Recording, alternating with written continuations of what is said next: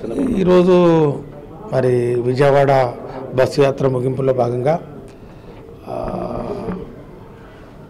గౌరవ ముఖ్యమంత్రి శ్రీ వైఎస్ జగన్మోహన్ రెడ్డి గారి మీద జరిగినటువంటి దాడి ఏదైతే ఉందో రాళ్లతోటి ముఖ్యంగా ఆయన ఈ యొక్క కణితి మీద జరిగింది. చాలా ప్రమాదకరమైన మరి ప్రదేశం అది.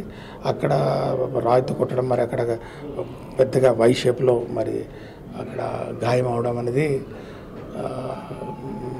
చాలా సీరియస్గా తీసుకోవాల్సినటువంటి అంశం. నిజంగా ప్రజాస్వామ్యవాదులు ఎవరు కూడా దీన్ని హర్షించరు.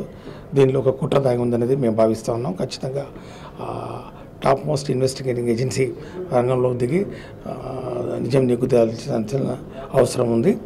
మరి ఇది ఒక పిరికిమంది చర్యగా మేము భావిస్తూ ఉన్నాం. దయచేసి ఒకసారి ప్రజానికం అంతా కూడా గమనించాలి.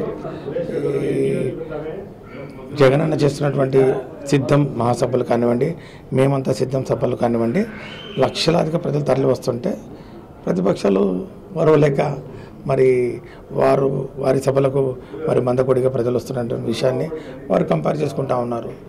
అది వారు ఆలోచన చేసుకోవాలి. ఎందుకు వాళ్ళ సభలకు ప్రజలు రావట్లేదు, జగనన్న సభకు లక్షల సంఖ్యలో వస్తున్నారనేది వాళ్ళు ఆలోచన చేయాలి.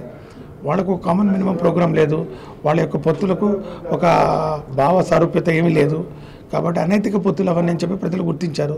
మరి దాన్ని ఈరోజు తట్టుకోలేక వాళ్ళు ఈ విధంగా దాడికి పాల్పడడం అనేది చాలా హేయమైన చర్య, ఒక నీచమైనటువంటి చర్యగా మేము రాజకీయాల్లో మేము భావిస్తూ ఉన్నాం. ముఖ్యంగా ఇందులో ఒక కుట్ర దాగి ఉందని చెప్పి మాత్రం ఖచ్చితంగా చెప్పగలం. మరి త్వరలోనే మరి ఇది కుట్రను ఛేదించి బాధ్యులైన వారి మీద చర్యలు తీసుకొని శిక్షించాలని చెప్పి మేము భావిస్తాం.